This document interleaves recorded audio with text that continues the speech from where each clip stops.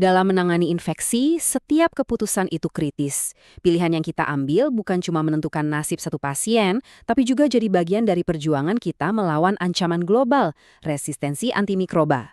Yuk kita telusuri bareng-bareng gimana caranya bukti ilmiah bisa jadi panduan kita, dari gejala awal sampai terapi yang super presisi. Coba bayangkan situasinya. Ada pasien datang dengan kondisi infeksi berat. Waktu jadi sangat berharga di sini.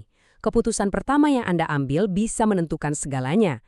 Jadi pertanyaannya sekarang bukan lagi sekedar mau kasih antibiotik apa, tapi apa dasar bukti di balik pilihan itu. Nah, dari sinilah perjalanan tata laksana berbasis bukti dimulai. Di hadapan kita ada dua jalur yang bisa dipilih. Pertama, pendekatan arbitrer. Ya, sekedar berdasarkan kebiasaan. Ini resikonya besar, bisa mendorong resistensi, hasilnya nggak pasti, dan biayanya lebih tinggi. Nah, di sisi lain ada pendekatan berbasis bukti. Inilah fondasi dari program pengelolaan antimikroba atau yang kita kenal sebagai antimicrobial stewardship. Tujuannya jelas, penggunaan antibiotik yang bijak untuk hasil klinis terbaik. Setiap pilihan kita punya konsekuensi. Oke, langkah pertama kita adalah fondasinya. Kita butuh semacam peta kan? Nah, di dunia klinis, peta kita itu adalah panduan praktik klinis atau PPK. Tapi kenapa sih kita harus percaya sama PPK? Karena proses di baliknya itu ketat banget. Ini bukan cuma opini para ahli loh. Semuanya dimulai dari pertanyaan klinis yang fokus pakai metode PICO, lalu ada tinjauan sistematis, terus buktinya dinilai pakai sistem grade, dan baru deh dirumuskan oleh panel ahli global. Proses inilah yang bikin PPK jadi sangat bisa diandalkan. Dan tujuan ini ditegaskan langsung sama WHO. Intinya begini, PPK itu bukan untuk mendikte, tapi justru untuk memberdayakan kita, para klinisi, supaya bisa membuat keputusan terbaik berdasarkan bukti terkuat yang ada. Ini adalah alat bantu kita. Nah, dengan PPK sebagai dasar, langkah kita selanjutnya seringkali adalah terapi empiris, apalagi kalau infeksinya berat. Tapi ingat, empiris itu bukan berarti asal tebak ya. Ini tentang menggunakan data paling relevan yang kita punya, data lokal. Jadi, apa kita cuma nembak di kegelapan? Harusnya sih enggak. Terapi empiris yang ideal itu adalah sebuah strategi yang terukur, yang dasarnya adalah probabilitas dan data epidemiologi setempat. Inilah senjata rahasia kita, pola kuman lokal atau antibiogram rumah sakit. Coba kita lihat datanya. Kalau Anda curiga pasien terinfeksi E. coli, apa Anda bakal pilih amoksisilin yang sensitivitasnya cuma 45%? Tentu enggak kan? Anda mungkin akan langsung mempertimbangkan ceftriaxone atau meropenem. Nah, data inilah yang mengubah tebakan menjadi sebuah strategi. Setiap laboratorium mikrobiologi punya peran krusial menyediakan peta resistensi lokal ini secara berkala.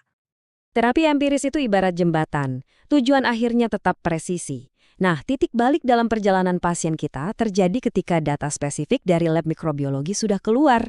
Inilah momen yang ditunggu-tunggu, saatnya deeskalasi. Akhirnya, data yang kita tunggu-tunggu sudah ada di tangan. Identitas kuman penyebabnya dan profil kepekaannya terhadap antibiotik sekarang sudah jelas. Ini adalah kesempatan emas untuk beralih ke tata laksana yang jauh lebih tepat dan bertanggung jawab. Inilah inti dari deeskalasi. Kita beralih dari antibiotik spektrum luas, ibarat pakai jaring besar, ke antibiotik spektrum sempit yang lebih bertarget seperti tombak. Ini penting banget untuk mengurangi kerusakan pada bakteri baik di tubuh kita, menurunkan tekanan resistansi, dan seringkali lebih aman buat pasien. Inilah jantungnya stewardship. Kunci deeskalasi yang cerdas itu ada di data kuantitatif, yaitu MIC atau konsentrasi hambat minimum. Ini lebih dari sekedar label sensitif atau resisten. Nilai MIC memberitahu kita seberapa sensitif bakteri itu. Semakin rendah nilai MIC-nya, seringkali itu artinya pilihan antibiotik yang lebih efektif dan lebih aman. Setelah memilih antibiotik yang pas, pekerjaan kita belum selesai loh. Fase selanjutnya adalah mengoptimalkan cara kita memberikannya, baik itu dosisnya maupun durasinya. Nah, disinilah konsep farmakokinetik/farmakodinamik dan biomarker memegang peranan penting. Oke, kita coba sederhanakan ya. Farmakokinetik atau PK itu gampangnya tentang apa yang tubuh kita lakukan terhadap obat. Kalau farmakodinamik atau PD itu tentang apa yang obat lakukan terhadap bakteri. Tujuan akhirnya cuma satu, memastikan konsentrasi obat yang cukup dan efektif bisa sampai ke lokasi infeksi untuk membunuh kuman tanpa jadi racun buat pasien. Pertanyaan selanjutnya, berapa lama terapinya? Durasi yang arbitrer, misalnya pokoknya 7 hari atau 14 hari, itu seringkali nggak berbasis bukti kuat. Disinilah biomarker seperti prokalsitonin bisa sangat membantu. Grafik ini menunjukkan gimana kita bisa pakai tren penurunan sebagai data objektif. Ketika levelnya sudah turun ke normal, ini sinyal kuat bahwa terapi bisa dihentikan. Jadi kita bisa mengurangi paparan antibiotik yang nggak perlu. Tentu saja, tidak ada yang namanya pendekatan satu untuk semua. Kita harus menyesuaikan pendekatan kita untuk tiap pasien. Dosis untuk neonatus jelas beda dengan pasien geriatri. Pasien dengan sistem imun yang lemah punya aturan main sendiri. Bahkan obesitas pun bisa mengubah cara tubuh memproses obat. Personalisasi adalah kuncinya.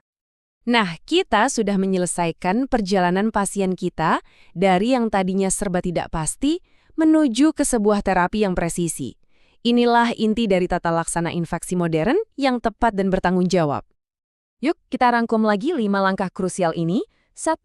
Selalu mulai dengan PPK sebagai fondasi Anda. 2.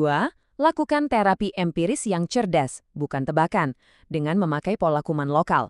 3. Manfaatkan data kultur untuk identifikasi yang presisi. 4. Lakukan deeskalasi sesegera mungkin. Dan 5. Optimalkan durasi terapi dengan data objektif. 5 langkah ini adalah kerangka kerja kita menuju presisi. Perjalanan ini menunjukkan bahwa menjadi pengelola antimikroba yang bijak, seorang antimicrobial steward bukanlah sebuah tugas tambahan. Ini adalah bagian integral dari praktik klinis yang unggul. Ini semua tentang menggabungkan ilmu pengetahuan terbaik dengan seni merawat pasien. Pertanyaannya sekarang adalah, apakah kita semua siap untuk mengambil peran ini dalam setiap penanganan pasien kita?